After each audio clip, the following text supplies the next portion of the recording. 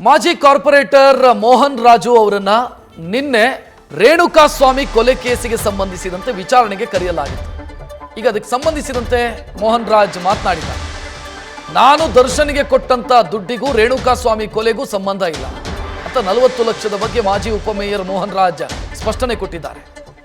40 ಲಕ್ಷ ರೂಪಾಯಿ ನಾನು ದರ್ಶನ್ಗೆ ಯಾಕೆ ಕೊಟ್ಟೆ ಅನ್ನೋದಕ್ಕೆ ಅವರೊಂದಿಷ್ಟು ಕ್ಲಾರಿಫಿಕೇಶನ್ ಕೊಟ್ಟಿದ್ದಾರೆ. ವೈಯಕ್ತಿಕ ವಿಚಾರ ಅದು.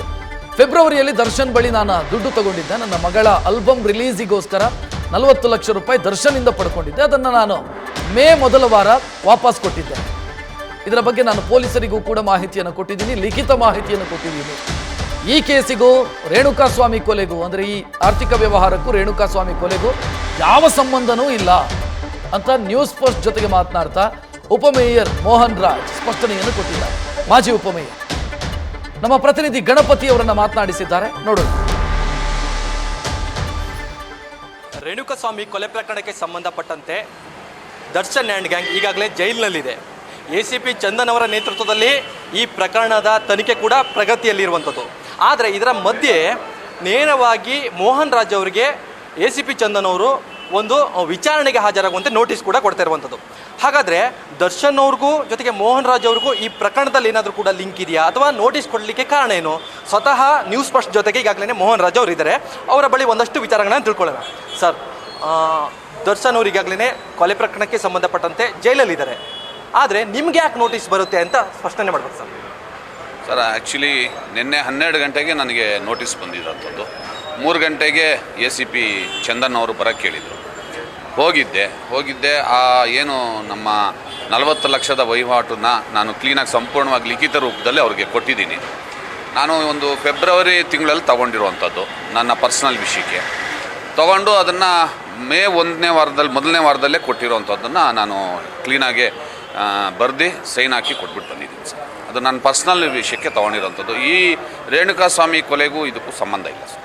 ಸರ್, ದರ್ಶನ್ ಅವರು ನಿಮಗೆ ಎಷ್ಟು ವರ್ಷದಿಂದ ಪರಿಚಯ?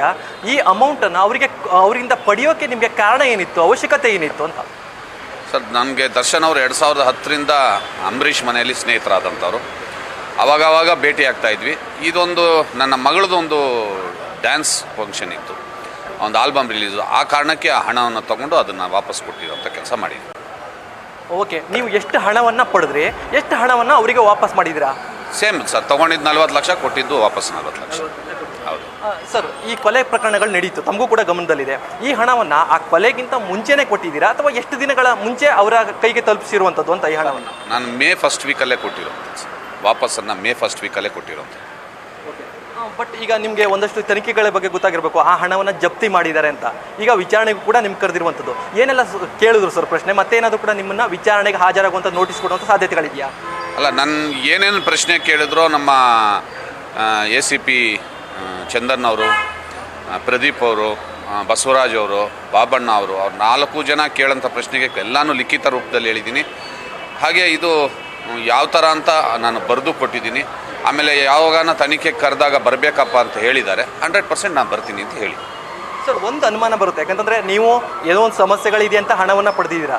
ಆದರೆ ಕೆಲವೊಂದು ಚರ್ಚೆಗಳಾಗ್ತಿರೋದು ನೀವೇನಾದರೂ ಕೂಡ ಸಿನಿಮಾದ ವಿಚಾರವಾಗಿ ಏನಾದರೂ ಕೂಡ ಹಣ ಕೊಟ್ಟಿದ್ದೀರಾ ಅಂತ ಚರ್ಚೆ ಆಗ್ತಿರುವಂಥದ್ದು. ಇಲ್ಲ ಸರ್, ಅದಕ್ಕೂ ಇದಕ್ಕೂ ಸಂಬಂಧನೇ ಇಲ್ಲ. ಧನ್ಯವಾದ. ಈ ಪ್ರಕರಣಗಳು ಗಮನಿಸಿದಾಗ ನಿಮ್ಗೆ ಏನು ಅನಿಸುತ್ತೆ? ಈಗ ನೀವು ಕೊಟ್ಟಿರುವಂಥ ದುಡ್ಡುಗಳು ಸಂಬಂಧಪಟ್ಟಂತೆ ಈ ಪ್ರಕರಣಗಳು ಕೂಡ ಆಗಿರುವಂಥದ್ದು. ಎಲ್ಲ ಒಂದು ಕಡೆ ತಾವು ಇಕ್ಕಟ್ಟಿಗೆ ಸಿಲುಕಿದ್ದೀರಾ ಅನಿಸುತ್ತಾ ಅಥವಾ ನೀವು ಮಾಡಿದಿರೋ? ಅದಕ್ಕೂ ಇದಕ್ಕೂ ಸಂಬಂಧ ಇಲ್ಲ. ನಾವು ಅದು ತನಿಖೆ ಹಂತದಲ್ಲಿದೆ. ಎಲ್ಲ ಪೊಲೀಸವ್ರು ನೋಡ್ತಾ ಇದ್ದಾರೆ. ಅದೇನಾನ ಇದ್ರೆ ಕರೆದ್ರೆ ನಾನು 100% ಹೋಗ್ತೀನಿ. ಯಾವಾಗಾದ್ರೂ ಕೂಡ ಬರ್ಲಿಕ್ಕೆ ಹೇಳಿದ್ರ ಅಂತ ತನಿಖೆ? ಅಲ್ಲ, ಕರೆದ್ರೆ ಬರ್ತೀವಿ ಅಂತ ಹೇಳಿದ್ದೀವಿ. ಕರೆದಾಗ ಹೋಗಿ. ಈ ವಿಚಾರ ಸಂಬಂಧಪಟ್ಟಂಗೆ ದರ್ಶನ್ ಅವ್ರು ಏನಾದ್ರು ಕೂಡ ಸಂಪರ್ಕ ಮಾಡಿದ್ರ ಸರ್? ಅಂದರೆ ಹೆಂಗೆ, ಏನೋ ವಿಚಾರ? ದರ್ಶನ್ ಅವ್ರೇನು ಸಂಪರ್ಕಕ್ಕೆ ಸಿಕ್ಕಿಲ್ಲ ಸರ್. ಈ ಘಟನೆ ಬಗ್ಗೆ ಕೊನೆಯದಾಗಿ ಹೇಳೋದಾದ್ರೆ ದರ್ಶನ್ ಅವ್ರು ಮಾಡಿದ್ದಾರೆ ಅನ್ಸುತ್ತಾ ಈ ಪ್ರಕರಣಗಳು? ಯಾಕಂದ್ರೆ ನೀವು ಕೂಡ ಅವ್ರ ಜೊತೆಗೆ 2010ರಿಂದ ಒಡನಾಟದಲ್ಲಿ ಇದ್ದೀರಾ. ಈ ಪ್ರಕರಣಗಳು ಗಮನಿಸಿದಾಗ ತಮ್ಗೆ ಏನು ಅನ್ಸುತ್ತೆ ಸರ್? ಇದು ತನಿಖೆ ಹಂತದಲ್ಲಿದ್ದಾಗ ನಾವೇನು ಹೇಳೋಕ್ಕಾಗಲ್ಲ ಸರ್. ದಯವಿಟ್ಟು please. Thank you sir. Thank you. ಇವಿಷ್ಟು ಮೋಹನ್ ರಾಜ್ ಅವರ ಮಾತಾಗಿತ್ತು. ಎಲ್ಲ ಒಂದು ಕಡೆ ಈ ಪ್ರಕರಣಕ್ಕೆ ಸಂಬಂಧಪಟ್ಟಂತೆ ನನಗೂ ಹಾಗೂ ದರ್ಶನ್ ಅವ್ರಿಗೂ ಒಂದಷ್ಟು ಒಡನಾಟ ಇತ್ತು ಹೊರತಾಗಿ ಯಾವುದೇ ಆ ಪ್ರಕರಣಕ್ಕೆ ಸಂಬಂಧಪಟ್ಟಂತೆ ಹಣ ಕೊಟ್ಟಿಲ್ಲ. ನನ್ನ ವೈಯಕ್ತಿಕ ವಿಚಾರಕ್ಕೆ ಆಗಿ ಆ ಹಣವನ್ನು ಪಡೆದುಕೊಂಡಿದ್ದೆ, ಪುನಃ ವಾಪಸ್ ಕೂಡ ಕೊಟ್ಟಿದ್ದೀನಿ ಅಂತ ನೇರವಾಗಿ ನ್ಯೂಸ್ ಫಸ್ಟ್ ಮೂಲಕ ಸ್ಪಷ್ಟನೆಯನ್ನು ಕೊಡ್ತಾ ಇರುವಂಥದ್ದು. ಕ್ಯಾಮ್ರಾಮನ್ ಪವನ್ ಜೊತೆ Ganapati, news first, Bengaluru. News first, ನಿರ್ಭೀತಿಯಿಂದ ನಿಮ್ಮ ಪರವಾಗಿ.